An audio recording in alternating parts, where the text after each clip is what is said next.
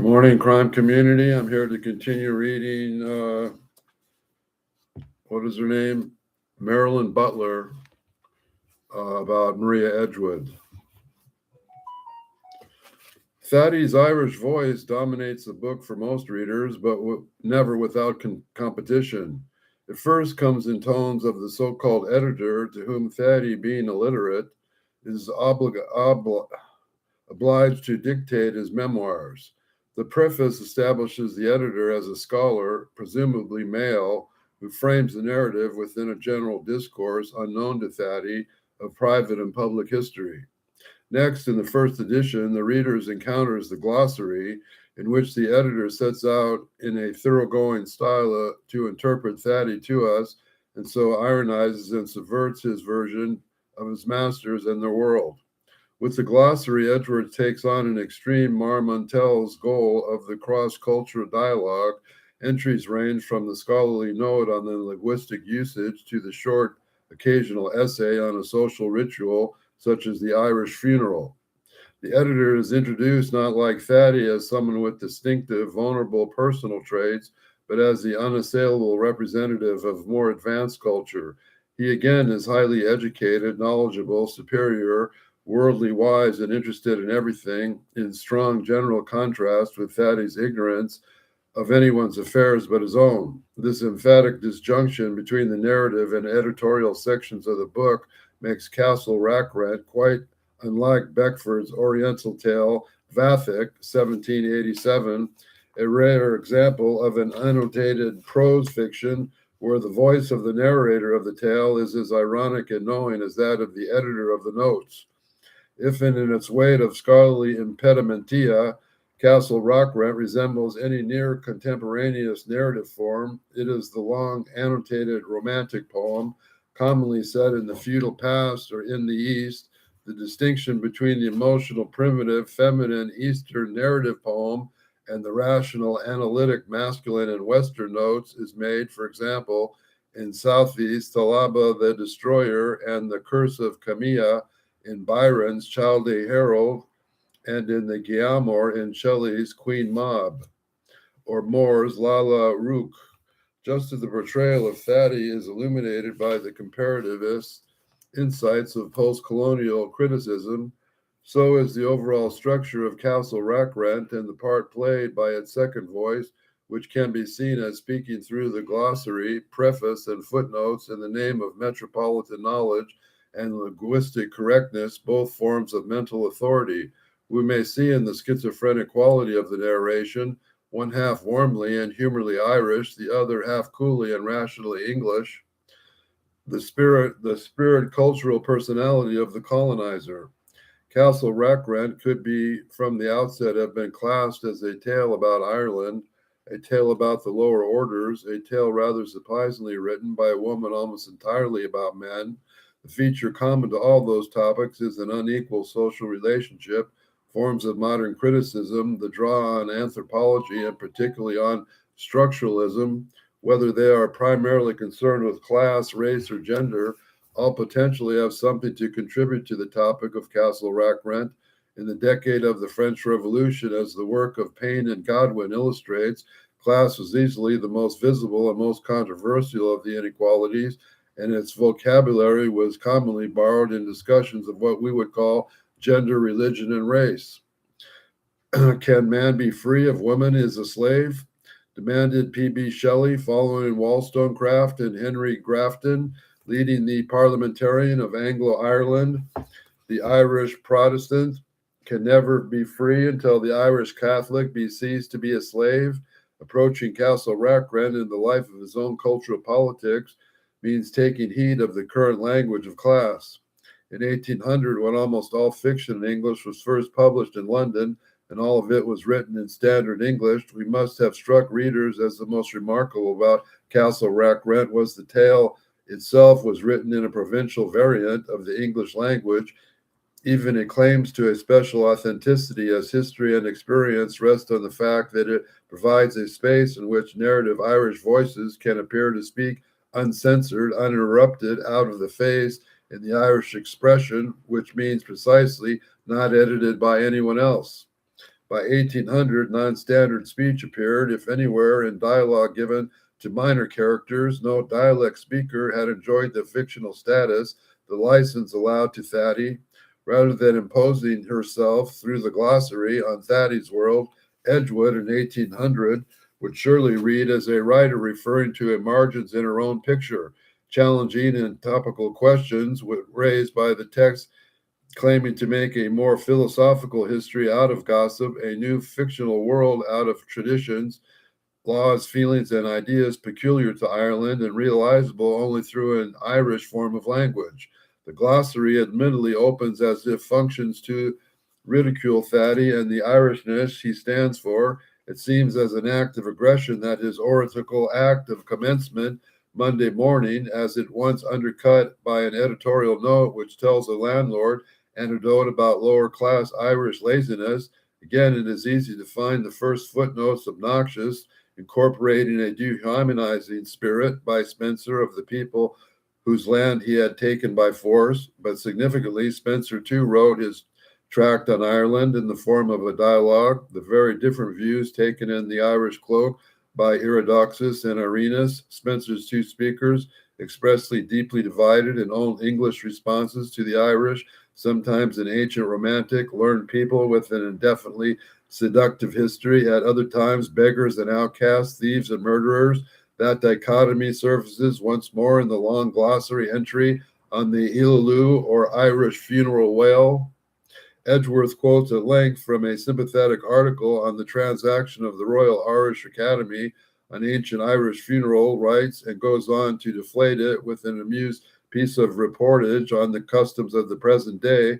The penultimate glossary notes on wakes repeats the dialogic pattern. In fact, all the substantial notes, other relevant, one deal with fairy mounts, docking the entrails, and racking pot of tea, act of incompatible points of view, and through to demonstrate the hermetic function of the gloss.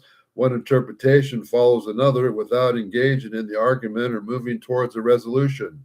Even more than Thady's diversified idiolect, the glossary is inconsistent and paradoxical. It intrudes on Ireland, often congratiously, by professing to interpret it. Logically, it weakens its own position by its many internal contradictions. First cousin to the encyclopedia and the general journal, the glossary is a form typical of the Enlightenment, which more easily appears to destabilize the text than to impose coherent monolithic meaning. Certainly, the glossary of Castle Rackrent avoids those orthodox judgments, moralistic or polite, which women writers especially were under some pressure to adopt. A decade later, Edgeworth compiled another English glossary, the book of Mary Leadbeater, an Irish Quaker, cottage dialogues among the Irish poor. Edgeworth's preface on the occasion makes another strong declaration in favor of homely, informal knowledge as opposed to classical knowledge, and in favor of the accurate reporting of what peanuts really say, not what lady moralists want them to say. But in Edgeworth's glossary of the Leadbeater volume, and improving tone is noticeably more inconsistent than in the glossary of her own tale.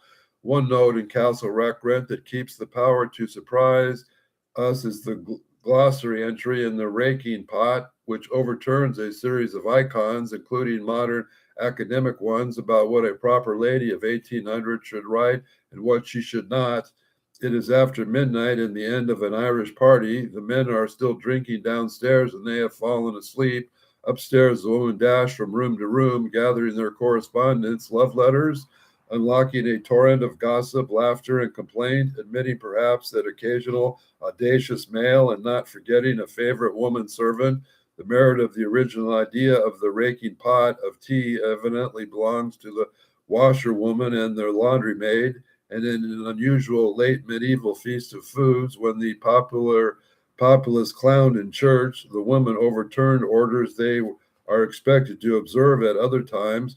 This is not conventional footnote material. This is its masculine complement. The note R.L. Edgeworth contributes in wakes, which give an uncertain and uncensorious account of the amorous finale of the lower Irish class funeral, nor is the touchingly rough translations of the Estonian poem of peasant protest, which seems to invade the glossary on behalf of subcultures generally. Its part of the glossary celebrates a non-literate world. They preside in this with Thaddeus' narrative, which is described in the preface, as we have seen, as domestic anecdote and gossip. The preface goes on to hint that the real-life materials out of which Thaddeus' story is made are themselves anecdotes, reminiscences, belong to the Edgeworth family and their neighbors. It looks as if there could be no strict polarization between the feminine gossip of an elderly Irish male narrator and the masculine commentary of an equally fictional English male editor. One view of the presence of an element, such as gossip in polished fiction, is that its charms and seductiveness is temporarily allowed, only to be contained, after all, by the writing around it. But Castle Rackrent includes material significantly close to the author's heart, which falls on a subversive side, not merely much of his own family history, and not merely the woman's late night party, but the other women's party in which the tale originated, and conversational session of her first aunt's sofa, which began the process of turning spoken anecdotes into written narrative. Some notes, now neutralized by time, must have struck earthly readers as risky. The glossary's second entry on the Irish idiom, "Let's alone," cites an authority of linguistic scholar and notorious Democrat John Horne Tookie, one of the three defendants in the treason trials of 1794. It is no accident that the theorist of language was also a leading radical intellectual in the period of the American and French revolutions. Dictionary makers and grammarians, Samuel Johnson on the high cultural side and Tookie and Francis Gross on the popular, took issue with the authority of polite literary language, or the naturalness and thus of some legitimacy of the vulgar spoken language, including dialect and slang. A novel published in dialect in 1800 enters this debate, evidently on the popular side. Political rhetorical position already familiar to contemporaries include a taste of the vulgar domestic history of the kind declared by the preface from its opening sentence and borne out in the glossary, again virtually on the outset, when the second note declares its unabashed resilience on Tookie as its authority. By the late 20th century, the best-known contribution to the debate, without the historical relations of the masses with language and culture, by William Wordsworth, preface of 1800 and 1802, his lyrical ballads. Wordsworth does not introduce the contemporaneous name of Tookie through Coleridge. It is this time was recommending Tookie's theories to his friend. Nor does he allude to the prior existence of claims that the speech of the common people and all its local variety of its own history, its own expressiveness, its own value of its field of knowledge, as through hoping to steer clear of existing controversies, Wordsworth invades the problem that in real life bred inequality, the difference between provincial speech and the slang on the one hand, and on the other educated speech, and on the formal written language, by claiming to believe in an essential simple language that the people close to nature who spoke from the heart, and denies this difference and glosses over the real life class hostilities and hierarchies associated with the claim of upper orders alone to have the requisite competence to write and speak correctly, by distancing himself from actual speech of the poor, whose visual features he and Dorothy Wordsworth render so graphically by not letting their voices speak distinctly of his poetry. Wordsworth sidesteps the most stubborn obstacles of cross-class dialogue, the fact that educated speakers hear lower class or provincial speakers as coarse or ignorant, while the uneducated hear the educated as domineering and contemptuous. Through the preface to Lyrical Ballads, makes a case of democratic language, demotic language. Neither it nor Wordsworth poems and letters advance the claims of dialect, but dialect was precisely what at issue and at use by most partisans of the simple side of the linguistic class divide. Edgeworth's publications on dialect is essentially the same years as Wordsworth. Castle Rec, Irish Bulls, gives a much more precise representation of demotic or localized speech than Wordsworth. and 2, identify the issue of one of the class and hierarchical expressed through language.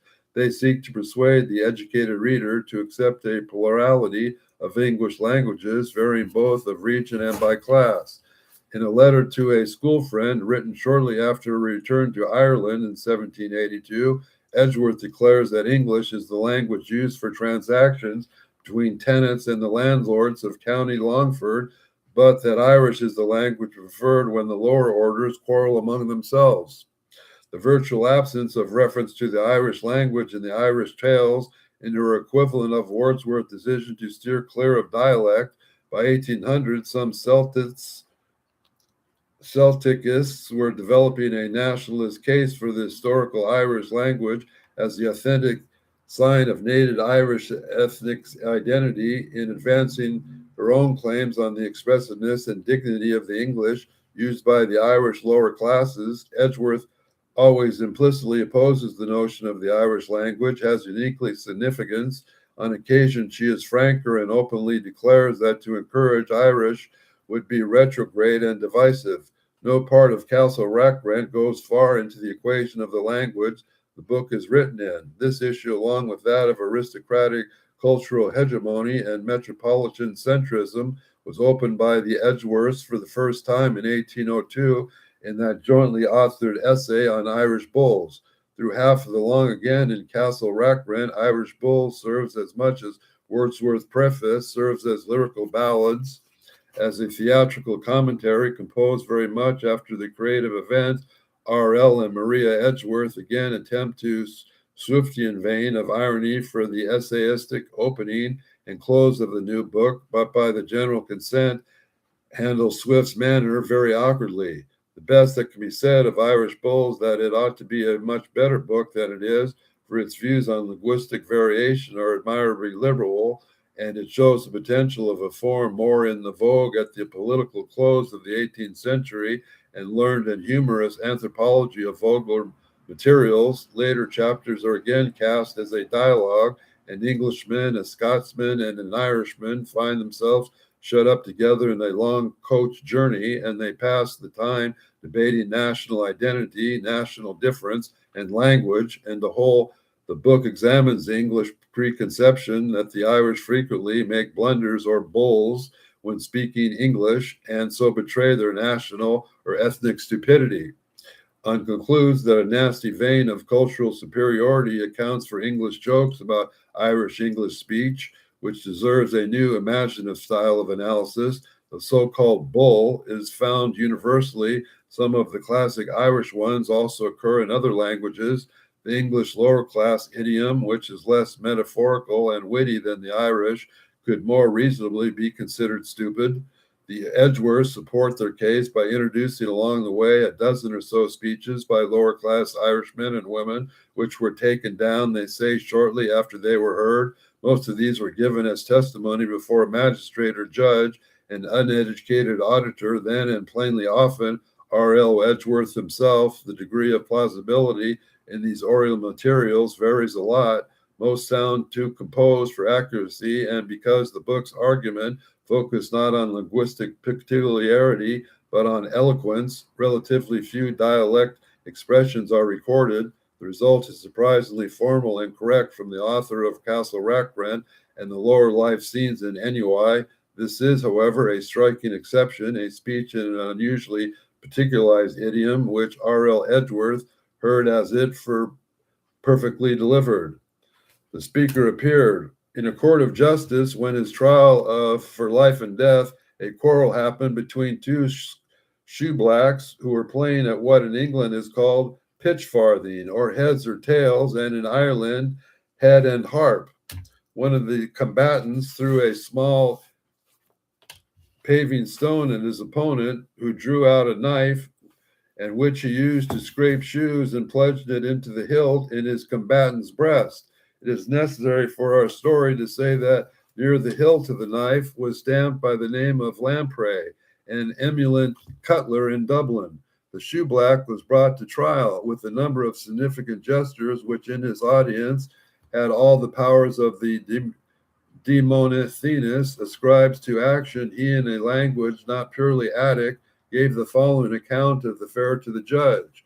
Why, my lord, was I going past the Royal Exchange? I meets Billy. Billy, says I, will you sky a copper? Done, says he. Done, says I, and done's enough between two gentlemen. And that I range from fair and even with my book and snivy. Up they go. Music, he says. Skull, says I, and down they come, three brown mazzards.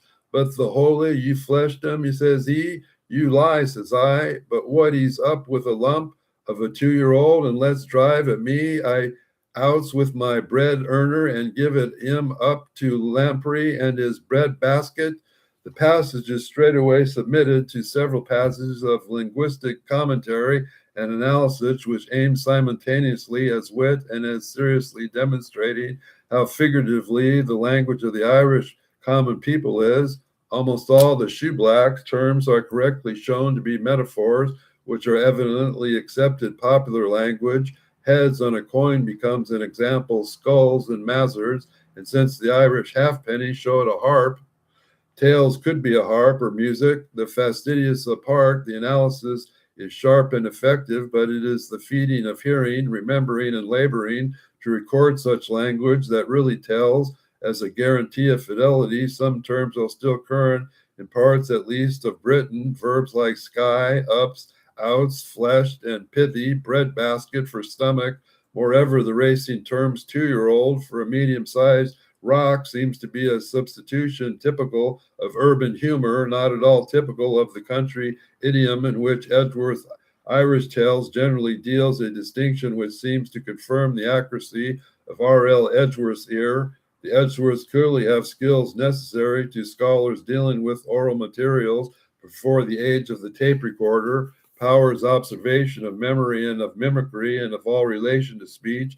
To develop and exercise such powers, one must respect variation in speech and believe in the value of accumulating knowledge of social behavior. So-called popular antiquarians and the insipid anthropologists of the day have become interested in field work within the populace of the British Isles. Novelists thus far had not, in a difficult for metropolitan writers, by putting words in the mouths of provincial or colonialized people, not to introduce native characteristics, but the half-covert equivalent of the bull. The witness of Irish bulls may flatter the Anglo-Irish magistrate or election candidate with whom they converse, but in the context of the argument, they are not shown doing it in the wheedling, servile tones of the colonized, and like many of the eloquent talkers briefly encountered in the Irish tale, they benefit from the discontinuities of tone of Edgeworth habitually uses her practice of isolating a speech or an anecdote as a single event, unique in its place and time, which asks us to consider it just as it is, avoiding absorption into the Edgeworth standard written English, the shoeblack, and has never become characters as they might well do in the novel written by anyone but Edgeworth herself. They are more by passerby, snapped by a photographer, autonomous, resilient, and somewhat mysterious. That will end the day of today's lessons of Miss Edgeworth by Mrs. Butler. If you think there's any truth and enjoy of what I'm doing here, please like and share, and we will continue this lesson on another day.